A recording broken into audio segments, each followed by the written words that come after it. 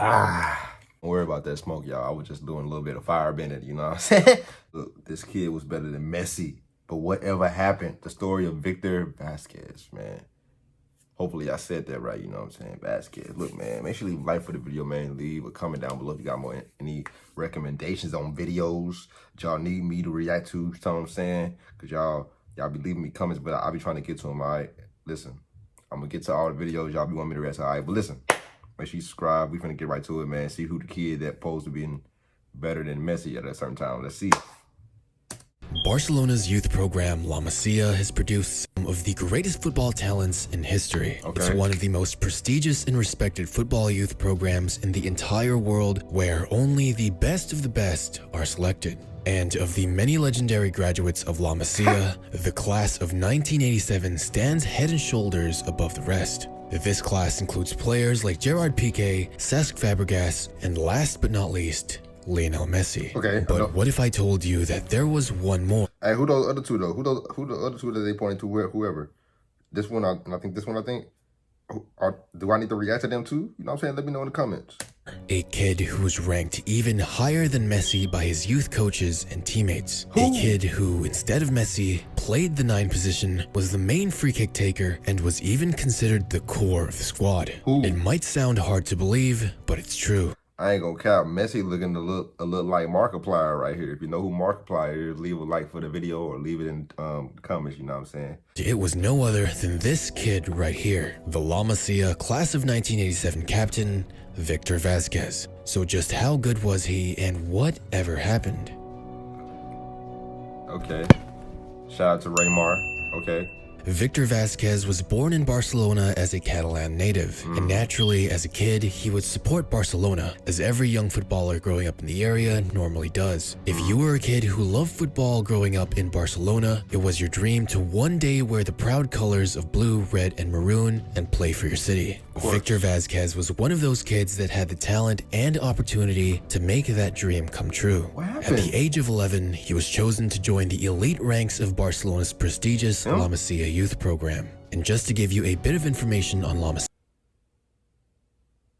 is solely on football, where only the best of the best were chosen, made to develop players to learn the play style and culture of FC Barcelona. That meant there was a huge focus on technical skill, passing, and playmaking. I mean, after all, La Masia literally translates to the farmhouse, and was basically Barcelona's way of preparing kids to play for the senior team in the future. Being part of the program was incredibly competitive, with only 1 out of 10 players on average being selected for Barcelona's men's team. There, students would eat, sleep, study football, train their skills, and repeat. Out of 1,000 boys from ages 6 to 8 to try out for admission, only around 200 of them would make it, a mere 20%. Hey, man, if you make it, man, and no matter what it is, sports, other type of jobs, you know what I'm saying, in life, man, don't take it for granted. Because I know whenever let's take off all the way on YouTube, you know what I'm saying, I'm not taking it for granted, bro. I'm still going to be trying to post as many videos as I can, all that, bro. Don't take stuff like this for granted, man. Enjoy it. Be grateful. But even if you think those odds aren't bad, I can almost guarantee you that if you were the same age, any single one of those 1,000 kids applying could dance circles with the ball around you. Many legends have risen through the ranks of La Masia, like Pep Guardiola, Xavi, Iniesta, Carlos Puyol, and much more. But there was never a class more promising than the La Masia class of 1987. The players born on that year won every single title there was in their youth competitions for at least 5 continuous seasons, and matches where they would win 10-0 was not uncommon for the legendary class.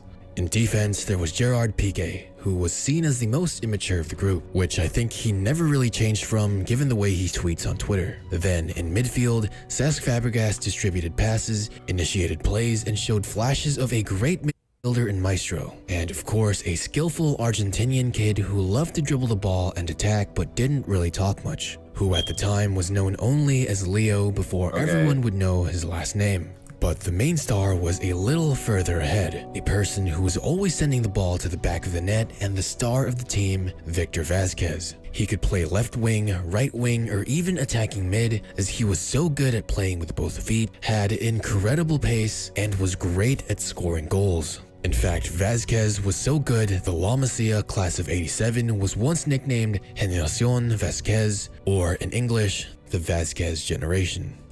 Wow, y'all telling me this man was that good, bro? Okay. No, it's hard to believe, but it's the truth. Even Fabregas admits it. In an interview, when asked about his memories of the iconic La Masia class and who was the best, he of course said it was himself. But after laughing and saying it was a joke, he then said, "We were a great team, but everyone pointed out that Victor was the best. They would always compete to see who would score more goals. They would go in for head-to-head duels. If one scored 4 in one game, the other would hit 5. Which says a lot, seeing how Vazquez even pushed Messi to try harder as his rival. And Gerard Piqué said, when Leo arrived, the best of the team was Victor, a player who was a natural leader for the group and very outgoing. But whatever happened to him? What became of the man who the greatest generation of La Masia graduates was named after? Unfortunately, it's a story we hear all too often in football. Physical problems on top of serious injuries ultimately halted Victor Vazquez's rise to football greatness. Okay, cool. I thought he was gonna say he died of an overdose or something like that, man. It would have been that would have sucked. Minor injuries during his youth days would cause him to lose a significant amount of speed he once had, which by many accounts was even faster than Messi. These minor injuries would cause him to stay longer in Barcelona's second team, while his peers would continue on and play huge roles in first teams. That's saying something, because y'all know in other videos that I reacted to of Messi, y'all know I be saying, dang, he real fast for his size. With Fabregas going to Arsenal, Piqué moving to Manchester United, and Messi advancing to the first team and enchanting the hearts of every FC Barcelona fan, while the star of the legendary Barcelona class was left behind and devastated. Vazquez would go through a period of anxiety during this long wait, where many were left wondering what would become of him. Expectations were rising, and never had a La Masia graduate have so much pressure to perform. After all, he was the face of the class of 1987. Many Barca fans knew him and expected him to outperform Messi, and not everyone can handle that kind of mental pressure. It's not an easy thing to do and can be very negative to the development of not only players, but to everyday people like you and me as well. Then, after a few years of going nowhere, in February 13, 2009, after a Barcelona second team match against Villarreal's second team, on top of the injuries that already slowed him down as a player, Vazquez would be diagnosed with a dislocated knee. Doctors told him it would only be 4 months of recovery.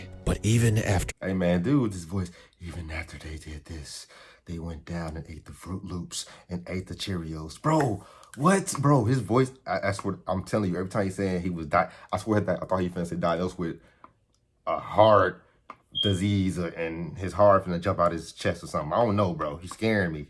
9 long months, Vazquez could still feel the pain in his knees. Vazquez would finally get his chance for Barcelona's first team in December 2010 during the Champions League group stages against Russian club FC Rubin Kazan. Pep Guardiola would put him in as a substitute, where he scored his first and only goal in a 2-0 win for the Catalan club. Everything seemed to be turning around for Vazquez, and the hope he once had of being a star for his club did not fade just yet. However, his contract was due to expire in 2011, just a few months away. Unfortunately, Barcelona had no plans on renewing it. Vazquez was heartbroken to see that the club who had raised him and once held him as the future of their team had suddenly cast him aside. However, that never stopped him from working hard and continuing to keep his dream of playing football alive. In 2011, he would move to Belgium to play for Club Bruges. And although it wasn't a top European club or anywhere close to as popular as Barcelona, he embraced it and dedicated himself to play as best as he could for the club. Y'all hear this? You know what I'm saying? Just because your life don't take you where you exactly want to be at that time, be patient. You know what I'm saying?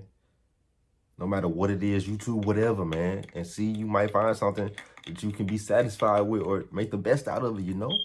And maybe then, even when you do that, the thing that you want to happen will eventually happen, you know what I'm saying? But it ain't gonna happen for everybody, you know, especially if you don't put in the work, all right? Let's be honest. There, he would rejuvenate his career, being known as a masterful and composed playmaker who could pass beautifully and link up with any of his teammates, even scoring 25 goals in 165 appearances. And in the 2014-2015 season, he would be named the Belgian Footballer of the Year. With Club Bruges, he would win 1 Belgian League title and 1 Belgian Cup. However, after 4 years, Vázquez never turned out to be the legendary player everyone thought he would once become back in his days at La Masia. His early injuries took too much out of the flair and speed that he once had, and the unbelievable pressure he had to recover quickly and perform was just too heavy to handle. It was never a lack of discipline or failing to work hard, it's just that not everyone can be fortunate enough to avoid such injuries and overcome them. After all, we humans are very fragile beings, but the important thing is that Vázquez never let that stop his love and passion for the game. Even though he's fallen from his insane potential, he remains humble, hardworking, and dedicated, something we can all look up to and learn from. As you often hear stories of footballers falling apart, turning to drugs or alcohol, or even end up in prison after losing the limelight or suffering injuries. It hasn't been an easy path for Victor Vázquez, but he continues to push through, even if it meant him being a journeyman playing in Mexico, Qatar, Belgium, and now in the MLS, where he currently plays for LA Galaxy. If one thing is for sure, Vázquez is loved by his teammates, coaches, and club supporters. He's known as a leader, role model, and kind man who works hard for his family and gives it his all in both training and matches, keeping his feet on the ground and staying humble no matter how prestigious his footballing background might be compared to his peers. And for that, I give the man my utmost respect. So remember, no matter your situation in life, make the most out of it, stay kind and humble, and enjoy the good times as they might not always be there forever. Vázquez might have been one of the biggest what-ifs or superstars that never were, but what he did become was a respectable player, teammate, father, and person. But that's all for today, guys. What do you think of Victor Vázquez's story? So if you enjoyed, make sure on their feed and learn more about this inspiring story. For me, it's pretty sad yet inspiring, and I wish the man the best. Let me know what you think in the comments below, and let me know what topic I should do next. Alright, man, I'm gonna end it there, man. You heard the man, man. Make sure you leave a like for this video, man. Make sure you leave a comment down below. Have a recommendation, leave them in the comments down below. Subscribe. Join the Ultra Squad, man. Go subscribe to him too, man. Alright, Ultra Squad, I'm out.